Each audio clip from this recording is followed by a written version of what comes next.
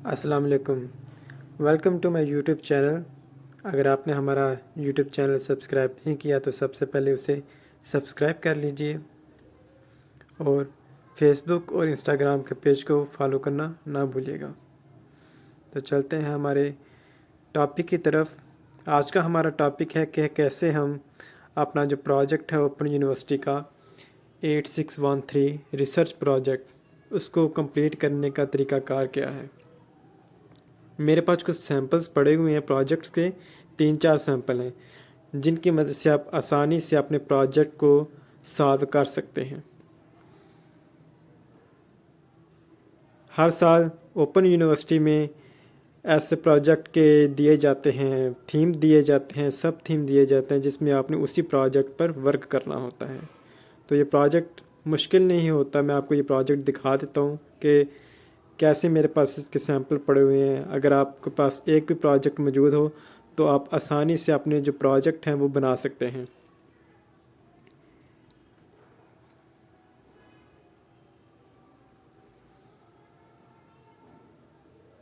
ये मेरे पास सैंपल्स पड़े हुए हैं, 3-4 सैंपल्स हैं जिनकी मदद से आप आसानी से अपना प्रोजेक्ट जो है वो बना सकते हैं। तो हमारे पास सबसे पहले ये हम चलते हैं, जब बुक को ओपन करते हैं तो सबसे पहले हमारे पास एक क्वेश्चन आ जाता है। बुक को सॉल्व करने लगते हैं तो कि आपके पास जो स्कूल का नाम जो है वो क्या है। स्कूल का नेम आपने सबसे पहले लिखना होता है। उसके बाद आपसे पूछता है कि आपने ओवरऑल जो बैकग्राउंड होता है वो अपने स्कूल का लिखना है। स्कूल का नाम, लोकेशन, उसका एड्रेस वो आपकी मर्ज़ी है। आप जिस मर्ज़ी स्कूल का लिखना चाहें आप लिख सकते हैं। ये ज़रूरी नहीं कि आपने किसी स्कूल में जाना है उसी स्कूल का आपने लिखना है। जिस स्कूल का मर्ज़ी चाहें आप लिख सकते हैं। आपने उसका बैकग्राउंड लिखना होता है, स्कूल कहाँ पर वाक़ है, कितना अहाता है उसका, वहाँ के जो लोग रहने वाले हैं वो काम कैसे करते हैं, स्टूडेंट की पढ़ाई जो है वो कैसी है, और जो वहाँ के लोग हैं उनका जो प्रोफेशन है, जो पेशा है उनका वो कौन सा है।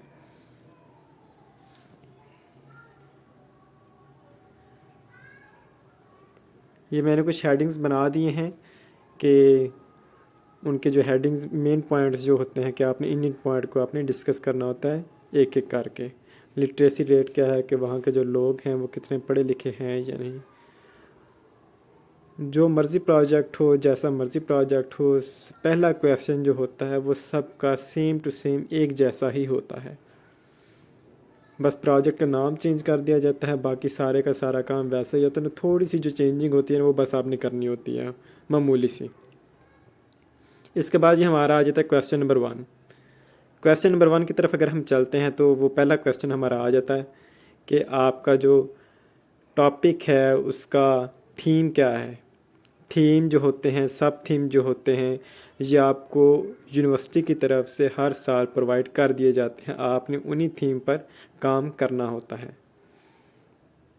इसमें मुश्किल वाली कोई भी बात नहीं होती है। आपके पास जितने भी थीम्स आ जाएं, बेशक जो मर्ज़ी आपको जितना मर्ज़ी मुश्किल टॉपिक आपको दे दिया जाए, प्रोसीजर जो होता है काम करने का तरीका का वो सबका सेम टू सेम एक जैसा ही होता है। बस थोड़ी सी वर्डिंग आपने चेंज करनी है, आपका प्रोजेक्ट कंप्लीट हो जाता है।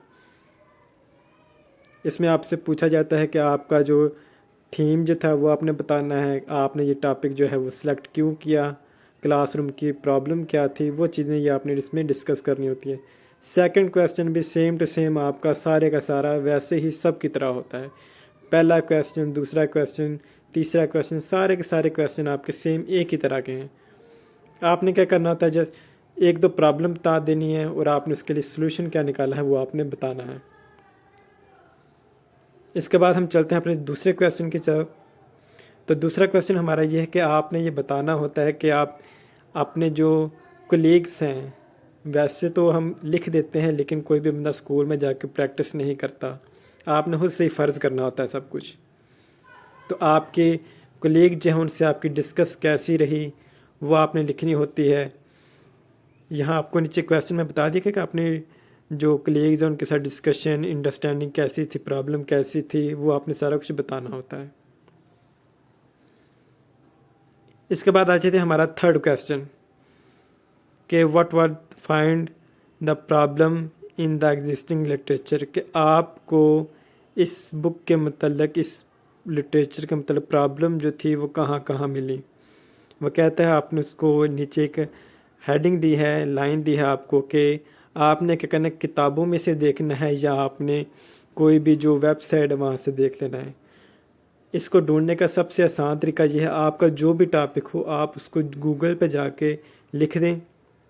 लिखने के बाद आपके पास जो डिटेल होगी उस टॉपिक के रिलेटेड वो काफ़ी ज़्यादा आ जाएंगी।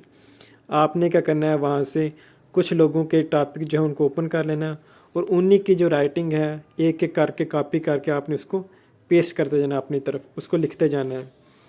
ये जैसे लाइन के एंड पे ब्रैकेट में उस चीज़ का नाम लिखा है कि इस वाली वेबसाइट से मैंने ये डाटा लिया था, इस बंदे के कॉलम से ये वाला डाटा लिया था। आपने क्या करना है, इसी तरह 6-7 जो बंदे होंगे उनके आर्टिकल ले लें, बेशक कोई वेबसाइट ले लें, उससे डाटा लेके उसको लिखेंगे जब, तो आगे ब्रैकेट में आपने उसकी डिटेल दे देनी है। इसके बाद हमारा आ जाता है क्वेश्चन नंबर 4।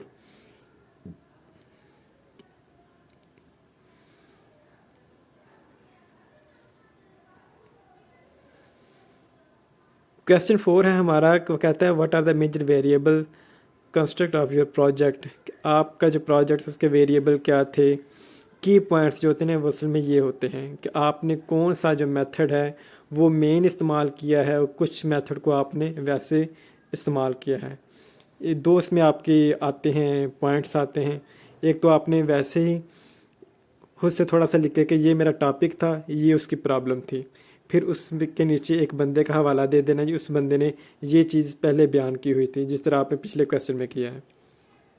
इसके बाद आपने क्या करना होता है कि आपके पास दो चीज़ें आ जाती हैं, एक डिपेंडेंट वेरिएबल और एक इंडिपेंडेंट, कि आप किस चीज़ पे डिपेंडेंट थे इसी पर आपने चल के काम अपना कंप्लीट किया, और इंडिपेंडेंट के आपने साथ में कोई एक्स्ट्रा चीज़ यूज़ की थी अपने काम को आगे ले जाने के लिए, उसको आपने लिख देना है। इसके बाद ये हमारा क्वेश्चन आ जाता है क्वेश्चन नंबर 5। क्वेश्चन नंबर 5 वो कहते हैं what did you achieve in the research project, कि आपको इस प्रोजेक्ट में से क्या हासिल हुआ है।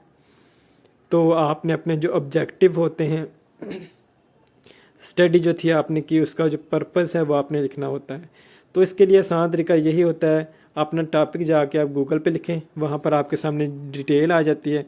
4-5 जो आर्टिकल्स हैं, 4-5 जो वेबसाइट हैं उनको सामने रखें, उनमें से आपको जो बेनिफिट नज़र आते हैं वो आप लिख लें, जो आपको पर्पस अच्छे लगे वो भी आपने लिख लिए, जो आपको ऑब्जेक्टिव अच्छे लगते हैं आपने वो भी लिख लिए, इसको नोट डाउन कर लेते हैं। इसका आप जो पर्पस होता है कि आपने ये स्टडी किस लिए की थी वो भी आप बता देते हैं। अगर स्टडी के दौरान आपको कोई डिफ़िकल्टी नज़र आती है कि ये मसला मुझे मुश्किल लगा था, आपने उसको भी अंदर मेंशन कर देना है। इसके बाद आज हमारे पास क्वेश्चन नंबर 6 आ जाता है कि आपके साथ जो पार्टिसिपेंट जो थे वो कौन कौन से थे आपकी स्टडी में। तो वो हमारे पास पार्टिसिपेंट्स कौन से होते हैं, टीचर होते हैं, कोलीग्स होते हैं, स्टूडेंट होते हैं और पेरेंट्स होते हैं। ये 3-4 ही चीज़ें होती हैं जो आपके पार्टिसिपेंट्स होते हैं। आपने उनके बारे में लिख देना, क्लास ये वाली थी, ये वाली क्लास मैंने सेलेक्ट की, उसके इतने बच्चे थे। फिर आपने क्या करना है, कोलीग्स का बता देना है, उसके बाद आपने पेरेंट्स का बता देना है हमने उनसे मीटिंग की थी या नहीं की थी, या पेरेंट्स के साथ आपकी जो डिस्कशन जो है वो किस तरह की रही, स्टूडेंट जो थे वो किस तरह के थे।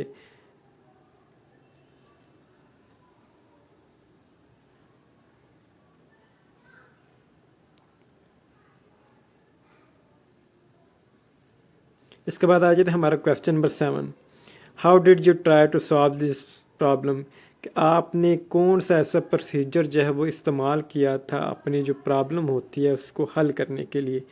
तो यहाँ पर आपके आ जाते हैं आपके मेथड, कि मेथड आपके कौन कौन से थे जिनकी वजह से, जिनको आपने इस्तेमाल किया और आपने अपनी प्रॉब्लम जो थी उसको हल किया।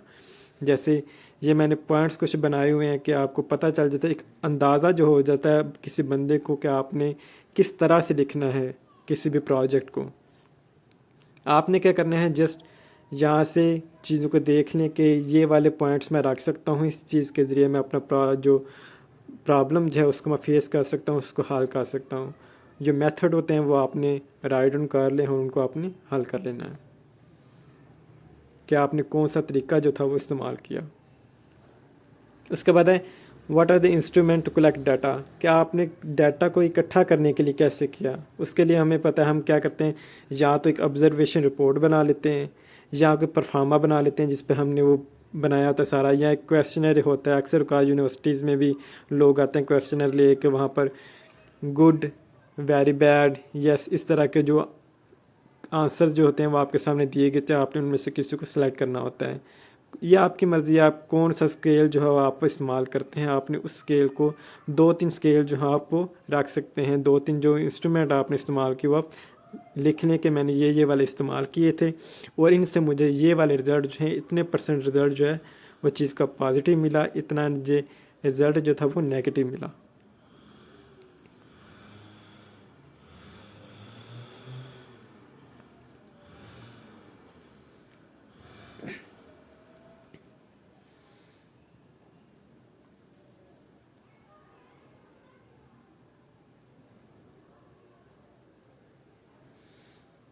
फिर उसके बाद आपने करना क्या होता है कि आपने इस तरह, मैंने रिपोर्ट में भी आपको पीडीएफ के सामने बताया है, एक पॉइंट भी उसमें मैंने नीचे दिया है कि आपने क्या करना है, जब इनको लिखना है तो आपने कॉलम बना लेने इसी तरह से।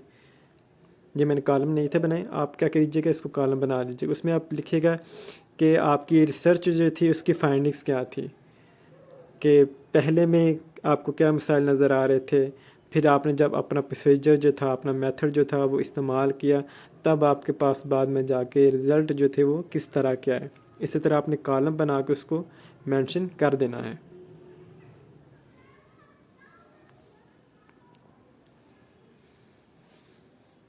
फिर उसके बाद कंक्लूजन आ जाती है, लास्ट में कंक्लूडिंग पैराग्राफ देते हैं कि आपको इसमें से कैसा फील हुआ, कैसा अच्छा लगा, क्या था आपका रिज़ल्ट जो था वो किस तरह का था।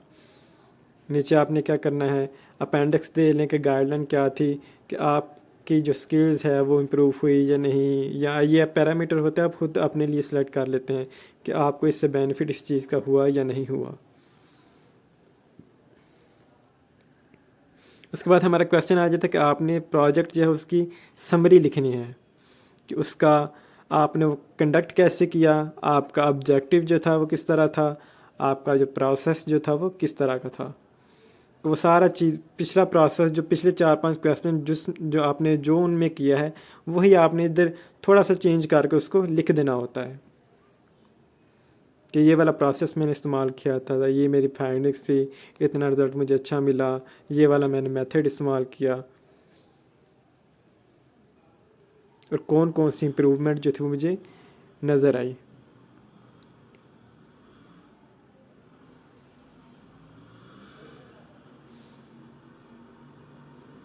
उसके बाद आ जाते हमारे पास क्वेश्चन नंबर 11 कि how did you feel about this practice, कि आपने जो प्रैक्टिस जो थी आपने की है, इतनी स्टडी आपने किया, आपको इससे फ़ायदा क्या हुआ है, आपने कुछ इसमें से सीखा भी है या नहीं सीखा। तो आप ये बता सकते हैं कि मैं मतलब कि मुझे पार्टिसिपेट मैंने जब किया तो मुझे अच्छी चीज़ें सीखने को मिली, स्किल जो थी वे मेरी इम्प्रूव हो गई, मैं ऑर्गेनाइज़र अच्छा बन गया, मोटिवेट हुआ काफ़ी ज़्यादा, और मुझे प्लानिंग जो थी वो अच्छे तरीके से करनी आ गई। ये वाली चीज़ें जो थी आपने लिख देनी है। फिर वह कहते हैं व्हाट स्किल जो है कि आपकी प्रोफेशनल लाइफ में जो स्किल्स हैं वो कौन कौन सी ऐड हुई हैं, वही आप बता सकते हैं कि मैं अच्छा ऑर्गेनाइज़र बना, ये प्रोफेशनल स्किल है, कि डिसिप्लिन बना, अच्छा प्लानर बन गया। लास्ट पे हमारे पास क्वेश्चन आ जाता है, क्वेश्चन नंबर 13, कि आपने मैनुअल का जो तरीक़ाकार होता है उसी के मुताबिक आपने बिब्लियोग्राफी जो होती है वो लिखनी होती है। इसको लिखने का सबसे आसान तरीका यही है, गूगल पे जाएं, वहाँ पर जाके लिखें टॉपिक का नाम, टॉपिक के नाम के आगे आपने क्या करना है, बिब्लियोग्राफी लिख देना है। जब आप वो आगे बिब्लियोग्राफी लिखेंगे आपके सामने लिंक आ जाएंगे, आपने किसी भी लिंक को ओपन कर लेना है।